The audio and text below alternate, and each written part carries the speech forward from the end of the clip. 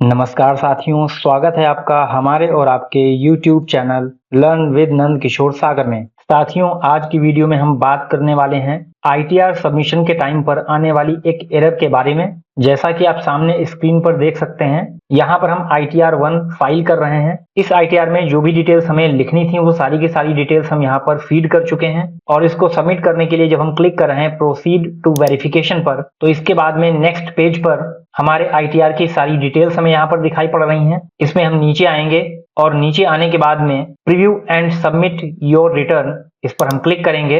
Declaration में हम check का मार्क लगा देंगे और इसके बाद में नीचे हम क्लिक कर देंगे प्रोसीड टू वैलिडेशन पर। अब जैसा कि आप यहाँ पर देख सकते हैं कि इस पर क्लिक करने के बाद में हमारे ITR में इस तरीके की एक एरर कई बार सामने खुल करके आ जाती है। इस एरर में फील्ड नेम यहाँ पर दिया हुआ है टाइप ऑफ अकाउंट, और एरर का जो डिस्क्रिप्शन दिया हुआ है उसमें दिया है please select type of account. अब इस टाइप की एरर को देखने के बाद में कई बार हम कंफ्यूज हो जाते हैं कि ये किस टाइप की एरर है और इस एरर को खत्म कैसे किया जाए। तो आज की वीडियो में हम यही जानने वाले हैं कि इस एरर को हम किस तरीके से सॉल्व करेंगे। तो इसके लिए हमें अभी क्या करना है, अभी हमें इस एरर के ऊपर ही क्लिक करना है और इस पर क्लिक करते ही ये एरर हमारे जिस सेक्शन से संबंधित है सीधे हमें उसी सेक्शन में पहुंचा देगी। और आप देख सकते हैं कि इस पर क्लिक करते ही हम पहुंच गए हैं पर्सनल इंफॉर्मेशन में। इस जगह पर टैक्स पेयर की पूरी प्रोफाइल दी होगी, जिसमें टैक्स पेयर का नाम होगा, डेट ऑफ बर्थ होगी,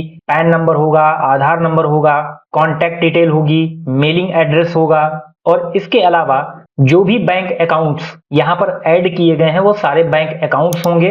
संबंधित बैंक अकाउंट्स की सारी डिटेल हमें यहाँ पर दिखाई देगी। तो जो एरर वहां पर दिखाई पड़ रही थी वो एरर असल में टैक्स पेयर के बैंक अकाउंट से संबंधित है। जैसा कि आप सामने स्क्रीन पर देख सकते हैं, यहाँ पर टैक्स पेयर के 2 अकाउंट हैं जो कि पहले ऐड किए गए थे। इसमें आप देख सकते हैं जो फर्स्ट अकाउंट है ये रिफंड के लिए नॉमिनेट भी किया जा चुका है।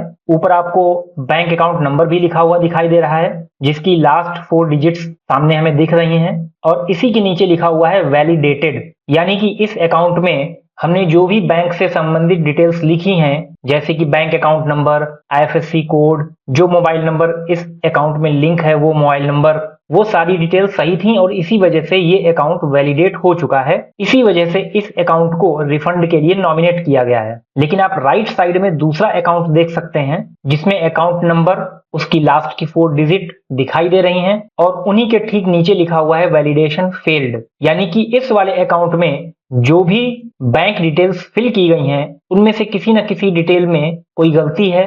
या तो बैंक अकाउंट नंबर गलत है, या फिर IFSC कोड गलत है, या फिर जो मोबाइल नंबर इस अकाउंट से लिंक है वो नंबर सही नहीं है, या हो सकता है कि ये सारी डिटेल सही हों लेकिन ये अकाउंट अब यूज में नहीं है, इस अकाउंट को बंद किया जा चुका है। तो इस प्रकार की कोई भी प्रॉब्लम यहाँ पर हो सकती है और इसी प्रॉब्लम की वजह से हमें वो एरर वहां पर दिखाई दे रही थी। तो अब इस एरर के सलूशन के तौर पर हमें करना ये है कि अगर ये अकाउंट चालू हालत में है तो हमें इसमें सारी डिटेल्स ठीक तरीके से फिल करनी है। अब इस अकाउंट में किसी भी प्रकार का हमें संशोधन करना है तो उसके लिए यहाँ पर 3 डॉट्स दिए गए हैं, जिस पर क्लिक करके हम इन डिटेल्स को चेंज कर सकते हैं, इनको सही कर सकते हैं, और इन डिटेल्स को सही करने के बाद में इसे रीवैलिडेट करना है। और जैसे ही हमारा वैलिडेशन प्रोसेस कंप्लीट हो जाएगा तो लेफ्ट वाले अकाउंट की तरीके से यहाँ पर भी वैलिडेटेड लिख करके आ जाएगा। लेकिन हमारे मामले में ये अकाउंट अब यूज में नहीं है और इसीलिए हम इस अकाउंट को यहाँ से हटाना चाहते हैं। तो आपको भी अपनी कंडीशन के हिसाब से ये देखना है कि आपने जितने भी अकाउंट्स यहाँ पर ऐड कर रखे हैं उनमें वैलिडेटेड ये शब्द लिख करके आ रहा है या नहीं। अगर उसमें वैलिडेशन के प्रोसेस को कंप्लीट नहीं किया गया है तो आप उसे कंप्लीट करेंगे, और अगर अकाउंट ऐसा है जिसमें वैलिडेशन को कंप्लीट नहीं किया जा सकता तो आप उस अकाउंट को डिलीट कर देंगे। यहाँ पर आप देख सकते हैं कि 3 डॉट्स पर जब हम क्लिक करेंगे तो सबसे ऊपर दिया हुआ है व्यू बैंक अकाउंट, यहाँ से बैंक की डिटेल्स देखी जा सकती हैं। सेकंड नंबर पर है एडिट बैंक अकाउंट, जहां से इसमें जो भी डिटेल्स फिल की गई हैं उनमें अगर करेक्शन की जरूरत है तो उन डिटेल्स को एडिट किया जा सकता है, उनमें संशोधन किया जा सकता है। और तीसरा ऑप्शन है डिलीट बैंक अकाउंट का, जहां से इस अकाउंट को डिलीट किया जा सकता है। तो अभी हम फिलहाल इस अकाउंट को डिलीट करने वाले हैं। इसके लिए हम डिलीट बैंक अकाउंट पर क्लिक कर देंगे। क्लिक करने के बाद में आपके सामने इस तरीके से स्क्रीन खुल करके आ जाएगी, जहां पर आप देख सकते हैं कि 3 टैब दिखाई पड़ रही हैं। फर्स्ट है एडेड बैंक अकाउंट, जिसमें हमारा एक बैंक अकाउंट जो बिल्कुल सही है और जिसमें वैलिडेशन प्रोसेस को कंप्लीट किया जा चुका है वो अकाउंट हमें यहाँ दिखाई देगा। सेकंड नंबर पर है फेल्ड बैंक अकाउंट, तो जैसा कि हमारे अकाउंट में है हमारा जो वैलिडेशन प्रोसेस है वो कंप्लीट नहीं हुआ है, वो फेल हो चुका है, तो ये अकाउंट हमें इस वाली टैब में दिखाई देगा। और अगर किसी बैंक अकाउंट को पहले आपने कभी ऐड किया था और आप उस अकाउंट को डिलीट कर चुके हैं तो वो रिमूव्ड बैंक अकाउंट में दिखाई देगा। तो इस तरीके से अभी हमारी तीनों टैब में एक एक अकाउंट दिखाई दे रहा है। तो अब हमें आ जाना है सेकंड वाली टैब पर, जो कि है फेल्ड बैंक अकाउंट के नाम से। इस पर क्लिक करते ही हमारे अकाउंट की डिटेल्स हमारे सामने आ जाएंगी, और क्योंकि ये अकाउंट अब यूज में नहीं है, इस अकाउंट को हम बंद कर चुके हैं और इसी वजह से इसका जो वैलिडेशन प्रोसेस है वो कंप्लीट नहीं हो रहा है, तो हम इस अकाउंट को यहाँ से डिलीट कर देंगे। हमें यहाँ पर दिए गए 3 डॉट्स पर क्लिक करना है। अब इन 3 डॉट्स पर क्लिक करते ही जैसा कि आप देख सकते हैं कि यहाँ पर 3 ऑप्शंस दिए गए हैं। सबसे पहला है व्यू बैंक अकाउंट डिटेल्स। इस पर क्लिक करते ही हमारी इस अकाउंट से संबंधित सारी डिटेल्स एक्सपेंडेड फॉर्म में हमें दिखाई पड़ने लगेंगी। सेकेंड ऑप्शन है रीवैलिडेट, यानी कि अगर हमने अपने अकाउंट में कोई संशोधन किया है, अब संशोधन करने के बाद में अगर हमें लगता है कि हमारी इन डिटेल्स में कुछ कमी थी जिसको हमने सही कर दिया है और अब इस अकाउंट को वैलिडेट किया जा सकता है, तो आप वैलिडेशन प्रोसेस को कंप्लीट करने के लिए सेकंड ऑप्शन पर क्लिक करेंगे जो कि है रीवैलिडेट। लेकिन क्योंकि ये अकाउंट हमारे यूज में नहीं है इसलिए हम तीसरे वाले ऑप्शन पर क्लिक करेंगे, यानी कि रिमूव बैंक अकाउंट पर। तो इस पर हम क्लिक कर देंगे और इस पर क्लिक करने के बाद में कंफर्मेशन के तौर पर हमारे सामने इस तरीके से एक मैसेज बॉक्स खुल करके आ जाएगा।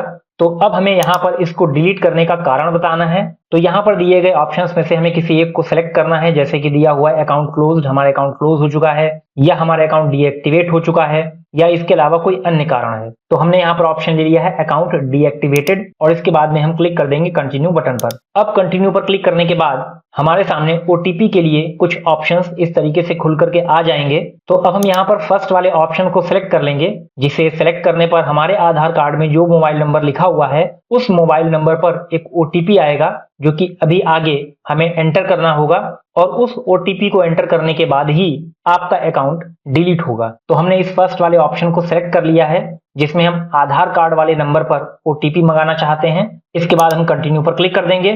फिर से हमारे सामने एक मैसेज बॉक्स आ जाएगा जिसमें आई एग्री, इसमें हम चेक का मार्क लगा देंगे और क्लिक कर देंगे जनरेट आधार ओटीपी पर। और इस पर क्लिक करते ही टैक्स पेयर के आधार कार्ड वाले मोबाइल नंबर पर एक ओटीपी जाएगा।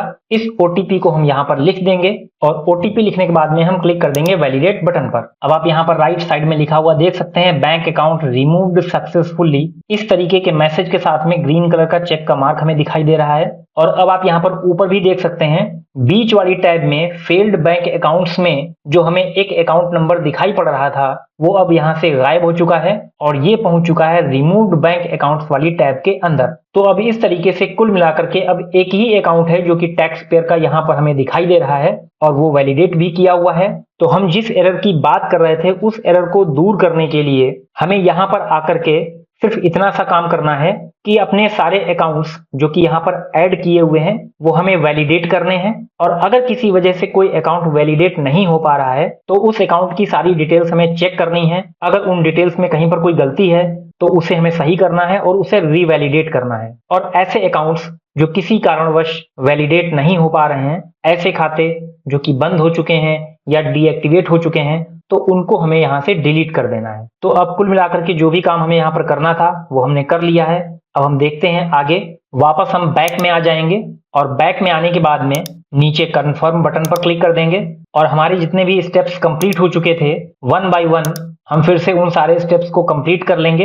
एक एक करके हम इन सभी को कंफर्म करते जाएंगे और जैसा कि आप देख सकते हैं कि हमारी पांचों टैब्स अब कंप्लीट हो चुकी हैं। तो अब हम इसमें प्रोसीड टू वेरिफिकेशन पर क्लिक करके आगे बढ़ेंगे। फिर से हमें आईटीआर की सारी डिटेल्स दिखेंगी जिसमें हमें नीचे आना है और नीचे आने के बाद में preview and submit your return इस पर क्लिक करना है। क्लिक करने के बाद में नेक्स्ट, फिर से डिक्लेरेशन में हमें चेक का मार्क लगाना है और इसके बाद में क्लिक करना है प्रोसीड टू वैलिडेशन पर। और अब आप यहाँ पर देख सकते हैं वैलिडेशन सक्सेसफुल लिख करके आ गया है। जो भी एरर्स सामने आ रही थी वो अब खत्म हो चुकी हैं और अब हम इस आईटीआर को फाइनल सबमिट कर देंगे और आईटीआर को वेरीफाई कर लेंगे। तो इस तरह से अगर आपके सामने भी इस प्रकार की कोई एरर खुल करके आ रही है तो आप उस एरर को इस तरीके से सेम प्रोसेस का यूज करते हुए खत्म कर देंगे। आज की वीडियो में इतना ही। मिलते हैं नेक्स्ट वीडियो में नेक्स्ट टॉपिक के साथ में। तब तक के लिए आप सभी साथियों को नमस्कार।